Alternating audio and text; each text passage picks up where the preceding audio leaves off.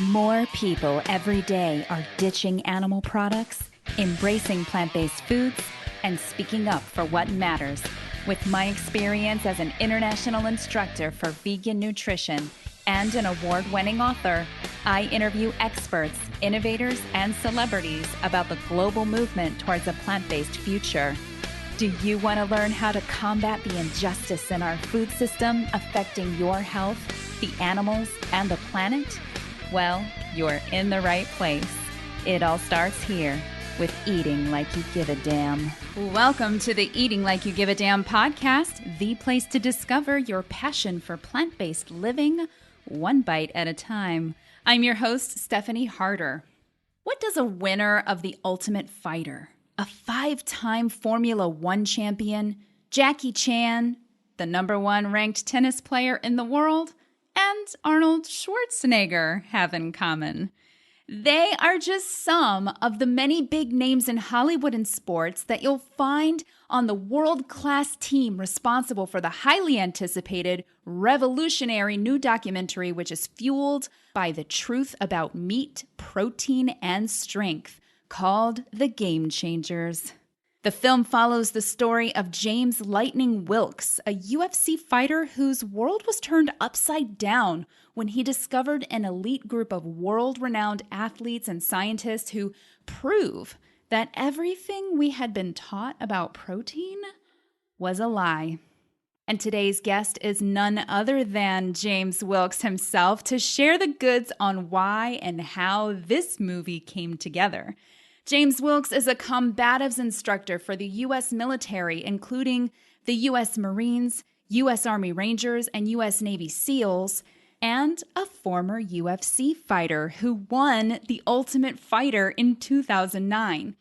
After a shocking discovery regarding gladiators, which he tells us all about in this interview, it launched him on a 5-year quest for the truth in nutrition, modeled after Bruce Lee's Truth in Combat philosophy. He put every preconception he had about nutrition to the test, traveling to 4 continents to meet with dozens of the world's strongest, fastest, and toughest athletes, as well as leading experts on athletics, nutrition, and anthropology. What he discovered was so revolutionary, with such profound implications for human performance and health, and even the future of the planet itself, that he had to share it with the world. Is the world ready for what James and his team have to share? We're about to find out. In this interview, we talk about what exactly sets this film apart from any other that utilizes studies on sports nutrition and human nutrition in general. James's personal experience of measurable performance enhancement that gave him a huge advantage over his competitors just 6 weeks after going plant-based. And strength and fitness enthusiasts, you'll be blown away by his achievement. And James explains how diet directly impacts your manhood, and how to prevent and reverse erectile dysfunction at every age. No Viagra necessary.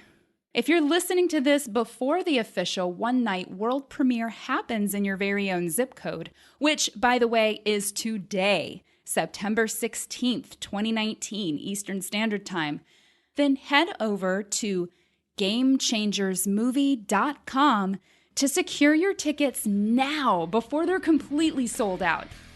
Without further ado, here's my chat with James "Lightning" Wilks about The Game Changers. James "Lightning" Wilks, what's going on, James? Hey, Stephanie, thanks so much for having me. Oh, man, it's such a pleasure. Thanks so much for being here on the Eating Like You Give a Damn podcast.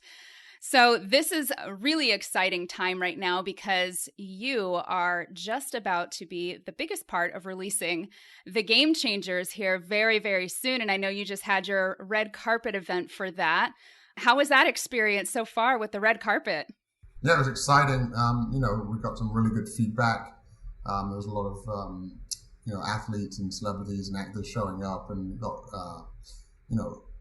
people just on the spot saying, hey, I really want to give this a try, whether it's going fully plant-based or whether it's just shifting away from meat consumption. So we were really pleased with the feedback. Yeah, I can imagine. Well, I'll tell you, I haven't seen it yet, but I'm very, very excited to see it as soon as it releases. The world premiere is coming right up. So, but let's go ahead and dial back a little bit because I kind of want to start from the beginning and learn a little bit about where you were before you started this journey. Because I know, like I mentioned in the intro, you were the winner of UFC 2009. Is that right?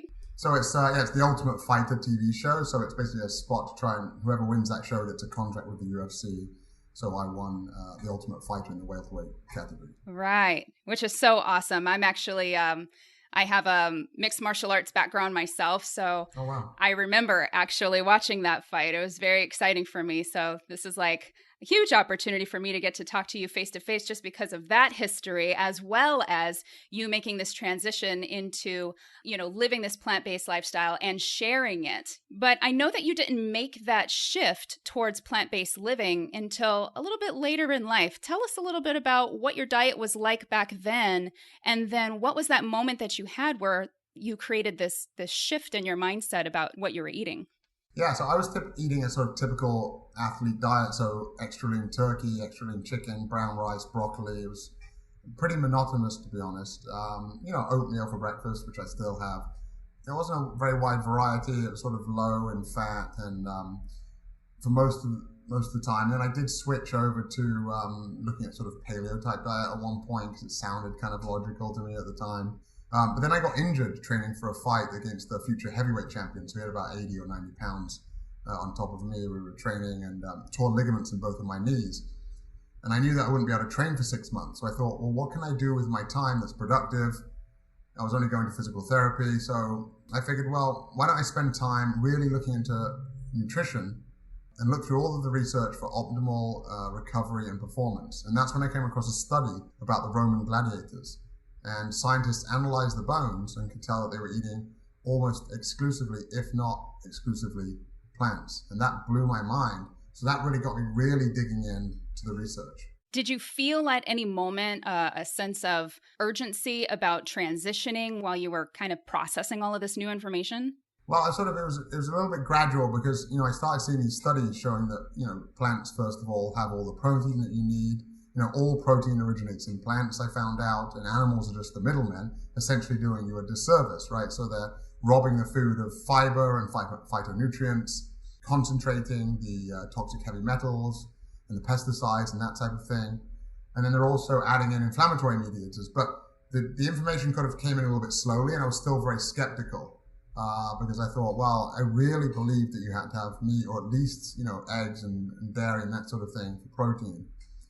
So I didn't jump on it overnight. It took me a few months as I kept reading the research, and I sort of gradually, cut out red meat and then cut out white meat and then eventually fish and then cut out dairy, and the last thing to go was eggs. But yeah, I was really, once I was convinced that plant-based was the way to go, I was quite angry and frustrated that I felt like I'd been lied to my whole life.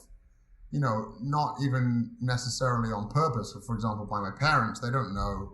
They weren't lying. They were just sort of misinformed, telling me that I needed to eat meat to be strong and healthy.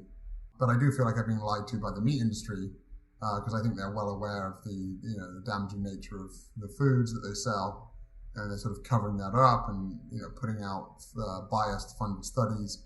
And that's actually why I decided to make the documentary, because I felt so lied to, and I don't like being lied to, and I felt, I've got to tell everybody about this, and the best way seemed to be to do a documentary. So at what point did you actually make that decision? I know that you were talking about this was sort of a gradual shift for you as you were learning more. I totally relate to that as well, because that was my experience. So how much time span went by before you just decided, you know what, I need to make sure that more people know about this, and I'm going to make a film about it? When did that happen? It was only a few months after I got my injury, and I was really digging into it. So it was very early stages. And so actually, originally I bought a used camera off of Craigslist and went onto YouTube, learned how to do 3-point lighting for interview setup, and called Everett Motta, the director of photography for The Ultimate Fighter at the time, said, hey, what camera do I buy? Give me some tips. And I knew that that footage might not get used, but I could put something together to get other people interested. And so took a long time to sort of get the documentary going. I met Joseph Pace, who became the other producer, and he's the co-writer. And we started raising funds and then did one round of filming and realized the quality wasn't quite what we wanted. And it just took a long time to get the project going. Okay.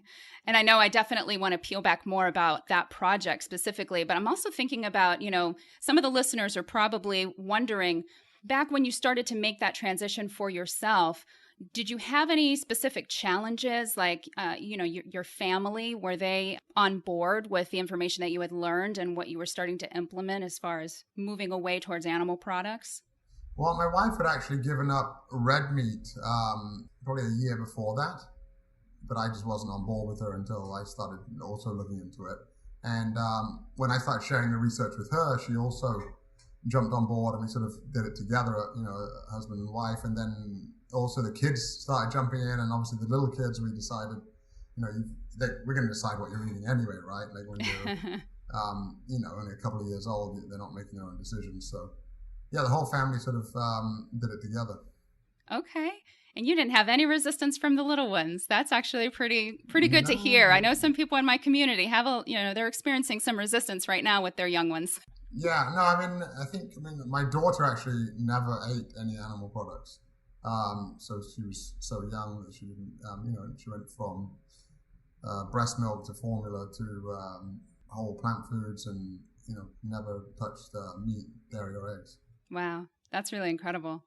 Now, do you have any examples of sharing maybe a measurable difference, whether it was in your performance or just your recovery time? What did you experience personally, you and your family? So in terms of athletic performance, which was what my main reason was recovering quickly and then performing optimally. So I was really shocked. So there's a thing that we do at the gym. There's lots of professional and collegiate athletes at this gym that we train at here for the strength and conditioning. And they do battling rope. So it's a 50-foot battling rope that you're basically, really working your arms. It's a bit like running basically with your arms, but you're just, lifting this rope up and down. Right. And at the gym I trained at, if you got 10 minutes, you got your name on the wall. And even in peak conditioning, I was training for the UFC, the most I'd ever got was 8 minutes. And now, there was maybe 50 people that got 10 minutes on the wall, and there was a handful of people that had 20 minutes. And 6 weeks after I switched to a completely plant-based diet, I actually went an hour straight, which was the gym record. Wow. So my hands were bleeding from the blisters that had opened up, and I just kept going a little over an hour, and just completely shocked to go from 8 minutes to an hour. And then in terms of strength, I'd been stuck for a couple of years on 110-pound dumbbells, one in each hand for about 5 reps, which for some people is a lot, and for some people that's not a lot at all, but it's all relative. And so very shortly after I went plant-based, I went up to 115s from 105s for 6 reps. So I definitely noticed the difference personally, but of course that's anecdotal and I can't prove it was from the diet. But all the science suggests that those benefits are there. Right. Okay. So when we're talking about anecdotal and scientific evidence, have we made any strides since then? I know that there had to be a process of probably you putting together the film and the experts that you were talking to create this film, The Game Changers. Were there any more scientific evidence that just kind of surfaced since then? Yeah, absolutely. Even this last couple of weeks, there's been new evidence coming out showing the benefits. So, for example, a lot of people have a problem with carbohydrates. They think carbohydrates make you fat, or that carbs, are a significant factor towards heart disease or cancer are the leading chronic diseases. Mm-hmm. But the reality is those carbohydrates they're talking about are sort of white sugar, refined white flour, that sort of thing. In 2018, Harvard did a meta-analysis showing that if you replaced carbohydrates with fat and protein from animal sources, you actually got an 18% increased risk of early death versus if you replace those carbohydrates with fats and protein from plant sources, you got an 18% decreased risk of death. So it's interesting because it's not, is it high fat, low fat, high carb, low carb? It's actually the quality of, where that protein, fat, or carbohydrates are coming from. So all the time, this research is coming out. There's more and more now with evidence showing that a plant-based diet is better for performance and better for health.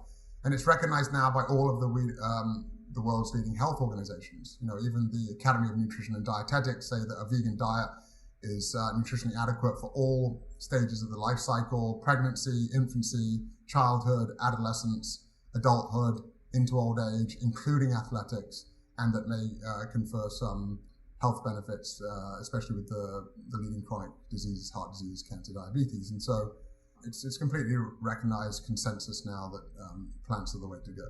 Absolutely. And I really commend you for actually taking this message to a bigger audience. Now, why do you think that, at this moment in time today, there's so much resistance with the acceptance of all of this research and this science? I mean, we see out there in social media and in the mainstream media even a lot of resistance about a vegan or plant-based diet. Well, why do you think that is? Well, first of all, I think there's this stigma against vegan or vegetarianism, where people think it's a skinny, tree-hugging hippie. And not that there's anything wrong with that.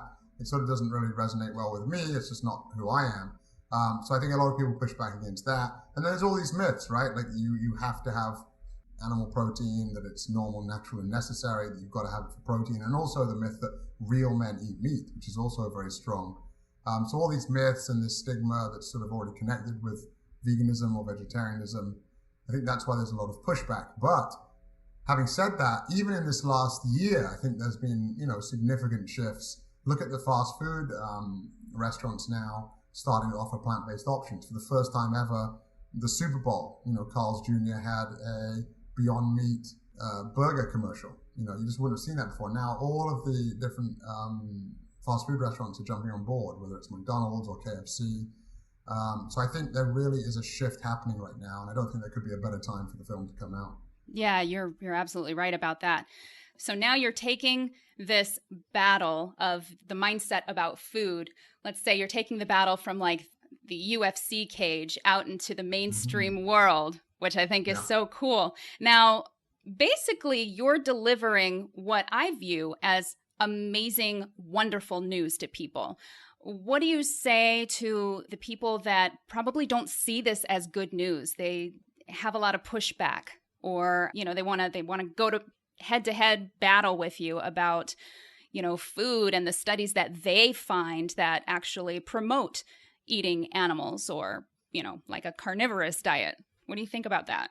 Yeah, I mean, you can first of all, you can find a study that promotes anything, right, or a doctor that says anything. So that's why in the film, the experts in the film are world-class experts. So the head of nutrition at Harvard, the head of anthropology at Harvard, the lead delegate for urology for the American Medical Association, the president of the American College of Cardiology, the list goes on. Mm-hmm. So, you can watch any documentary and have sort of handpicks so-called experts that aren't necessarily experts in their field.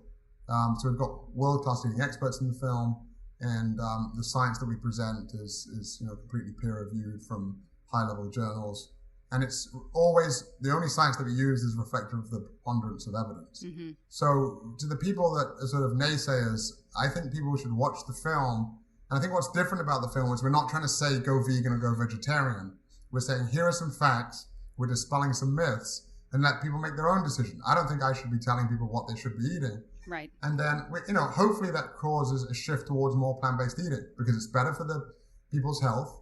Right, it's better for healthcare costs. It's better for the animals. It's better for the environment. It's better for performance. It's better for the cost of everyone's, food bill, which is the opposite of what people think. On an average plant-based, there was a study showing that they projected if you took a meat-based diet that had half the meat of a typical American versus someone that was on a completely plant-based diet that was well planned, based on budgetary constraints, that on average you'd save $750 per year switching to a plant-based diet. So there's just so many benefits. And again, we're not trying to tell people what they should be eating, but I think people should watch the film. And then, we cite all of the references are cited in the bottom left-hand corner of the film with more research that will be going up on the website, all the FAQs and the science, and people can just make the decision for themselves. That's fantastic. And that resonates so well with a lot of people I know, just because people don't want to be told what they should and shouldn't do. But if you're actually presenting the facts in such a way and say, look, here's the information, do with it what you will, but more people need to know about this. particularly because we're just so inundated with, advertising and traditions and what society accepts as normal. And so it definitely takes the work of somebody like you and everybody that's involved on your team with this film to present these sort of facts. Thank you for that, by the way. Oh, yeah. I think, like you said, I'm just a small part of, there's a whole big team, right, that helped make this film, from the writers and the director and the camera crew and the editors, and then pushing the film out, right, with the publicists, and it certainly takes it's a massive team effort. Yeah, absolutely. So tell me a little bit about how that all transpired. How did you get such a massive team behind you? Especially, you have Academy Award winner Luis Cehollos, best known for Racing Extinction and The Cove. You've got James Cameron and Arnold Schwarzenegger on board, Jackie Chan. And not to mention, some of these really big names in the athletic world. How did you get all them on board for this? Yeah, very exciting. In addition to those names you mentioned, like you said, we've got these big top class athletes. So Lewis Hamilton, the 5-time Formula One champion, Novak Djokovic, the number 1 ranked male tennis player in the world that just won Wimbledon again, and Chris Paul, the 9-time All-Star NBA. Who was there last night hosting the Hollywood premiere. I think these people are just starting to see the same science that I'm seeing and recognize the benefits. And so they're eager, as I am, to get this message out to the world. So I think once people heard about the film, they were eager to jump on. James Cameron is certainly into it for his health and also especially for the environment. Same with Arnold Schwarzenegger. So they're just eager to be involved with the project, and they've been extremely helpful. Fantastic. And now one topic that I'm really excited to see for myself when I get to watch the film during the world premiere is this core belief that our humanity really has around masculinity, right? And it seems like what you guys are looking at doing with this film is kind of breaking down those barriers that we have in our mind about what it means to be masculine and manly, which usually includes, eating a lot of animal protein and exerting dominance and power over other people, over other beings even. So tell me how this kind of evolved into being sort of a big part of the message in this film. Yeah, and I think it's something that I felt myself, unfortunately. I felt as a man that real men eat meat, and I thought that I really need to do it. And then as I was sort of looking into the journey for myself and realizing it's actually the opposite. So if you talk about virility or sexual performance or athletic performance and energy and not getting chronic diseases, meat and animal products do actually the opposite of making you manly, whatever that really means. But it was interesting to find out as I was making the film, we found out that 2 out of 10 plant-based eaters are actually male, the other 8 are female. 18 to 45-year-old men eat twice as much meat as women do. And fast food menus are driven by young men as well, according to the studies. So this younger male demographic is especially important. And so that's why I think it's important that we've got role models from Patrick Baboumian, who we organized the Guinness World Record in the film for the heaviest weight ever carried. Bryant Jennings, top 10 heavyweight boxer. All of these amazing athletes. Nimai Delgado, who's an IFBB pro bodybuilder, has never eaten meat a single day in his life. Just an incredible physique on the cover of Muscle and Fitness. So all of these people, I think, are incredible role models to show that whatever sort of sport you want to do and however healthy you want to be, you can do it better on a plant-based diet. Awesome. Now, because you happen to mention the term virility, I'm just kind of curious. I know that you've run some film screenings, and I understand that maybe this is a particular part of the film that a lot of viewers found particularly eye-opening. Can you expand on that a little bit for us? Yeah, so first of all, we did an experiment with some of the Miami Dolphins on blood flow with the co-chair of the cardiovascular committee for the NFL, Dr. Robert Vogel. And he showed that you get better blood flow when you're eating a plant-based meal than you do eating a meat-based meal. Mm-hmm. And so that's affecting the arteries, right, and their ability to vasodilate, so open up and allow more blood flow and more oxygen to get to the muscles, right? So it's better for performance and it's better for recovery. So we started thinking, well, the arteries in the penis are actually some of the smallest in the body. So if it affects, elsewhere, then it should affect it there. And actually in urology, they call erectile dysfunction like the canary in the coal mine. So if you're getting erectile dysfunction, you're very likely to get a heart attack, because vascular disease anywhere is vascular disease everywhere. And so we thought, well, it'd be interesting to test it. If it's more likely to show up in erections than it is in other muscles, it's easier to test. And so luckily there's a device called a penile plethysmograph that actually tests erections, tests rigidity, circumference, and duration of erections. And we found out that naturally men on average have like 3 to 5 or 6 erections per night when they're sleeping. It's just a normal process. And so one night they eat a plant-based meal, another night they eat a meat-based meal, and there's a significant difference in erectile function on each night, in circumference, duration, and rigidity. So it's amazing, even just one meal, what a difference it can make. Yeah, no kidding. Now, does any of this study or research pertain to women at all, or was this just performed on men? We only did it on men, but my understanding is there has been some research done with women with better sexual function as well. Okay, very cool. Now, I know that you have a lot of like amazing female athletes in this film too. So did the film sort of start out to appeal more to the younger male generation as opposed to female, and then maybe you brought in some females, or how did that all transpire? No, it's sort of the other way around. So really, yeah, we actually filmed a lot more people than made the final cut. So first of all, there are some amazing female athletes in the film, like Dotsy Bausch, who's the 8-time USA national cycling champion and Olympic medalist. Morgan Mitchell, who's the 2-time Australian 400-meter champion. Just amazing athletes that, both saying that their performance improved and their recovery improved after switching, which was the same thing that we kept hearing over and over again from all of the athletes that we interviewed, was especially around recovery. One of the main benefits of the diet is reduced inflammation and getting through that quicker so that you can perform again more effectively at 100% more quickly. But I think because the myth was so strong personally for me, and it's about my journey, and the fact that we started learning about, it really being a myth strong with the young men, there are more men in the film. And so, we talked about erectile function, and so there were men involved there. And so that's why there wasn't a conscious decision from the outset to include more men than women. It's just sort of the way that it worked out.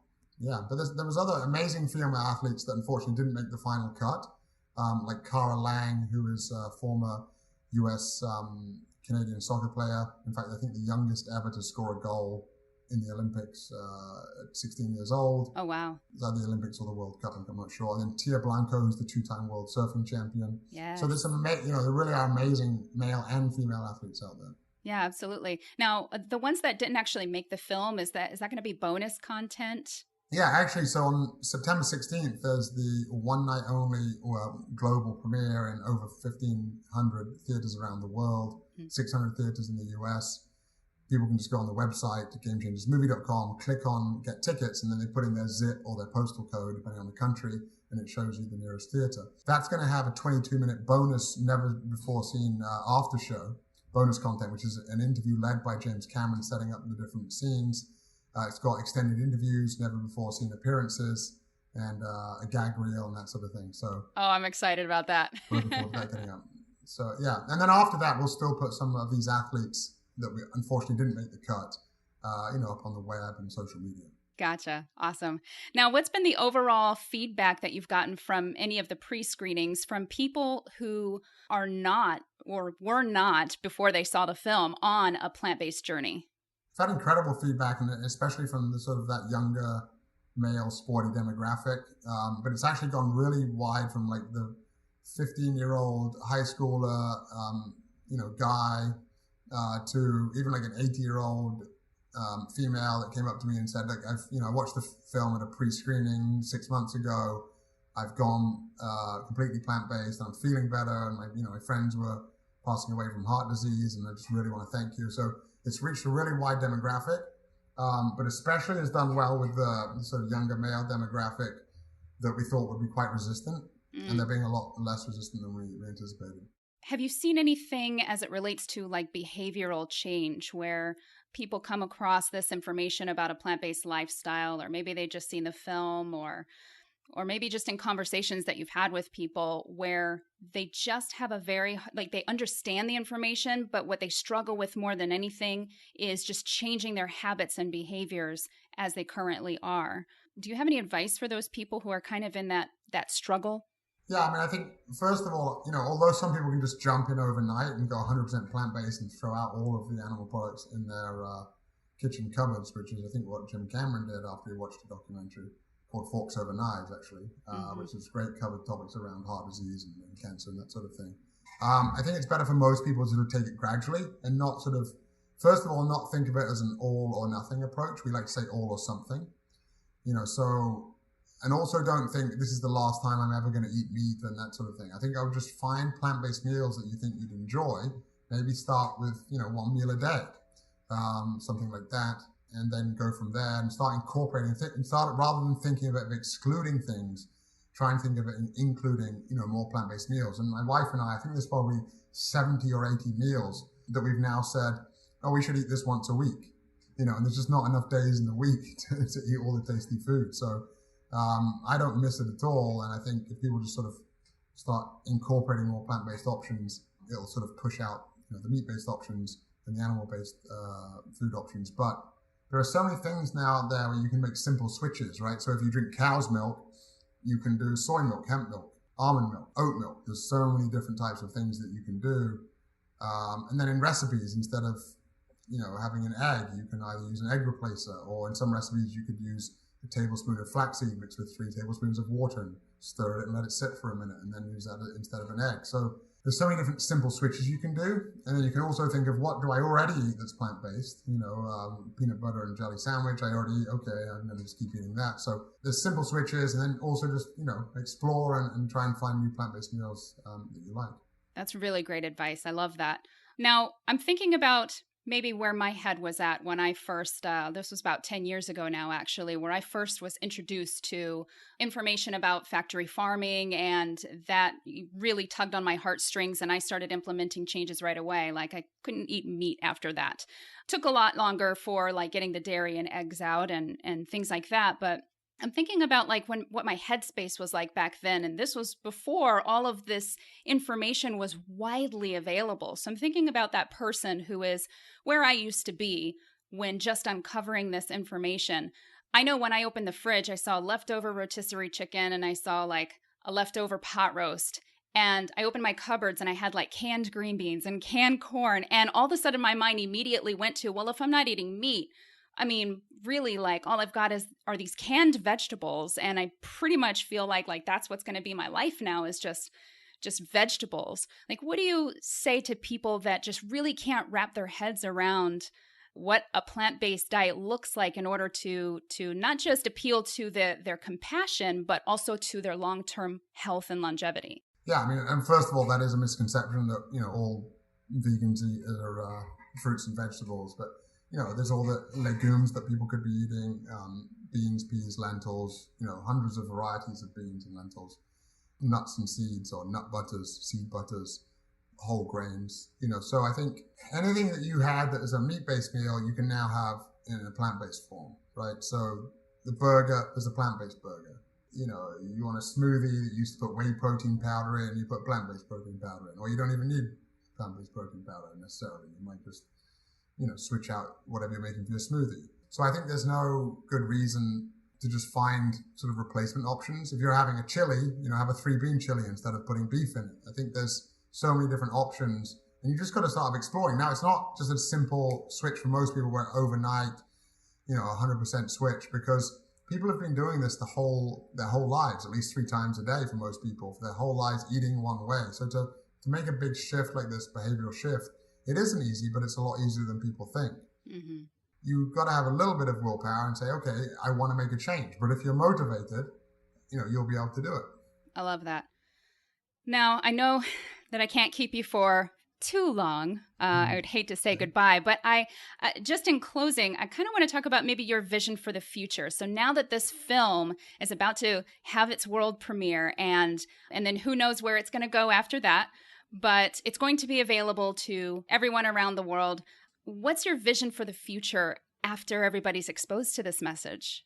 Well, so what we're doing, on the same day as the theatrical launch, we will have an updated website with resources. So we're having recipes, shopping tips, eating out tips, FAQs, all the science.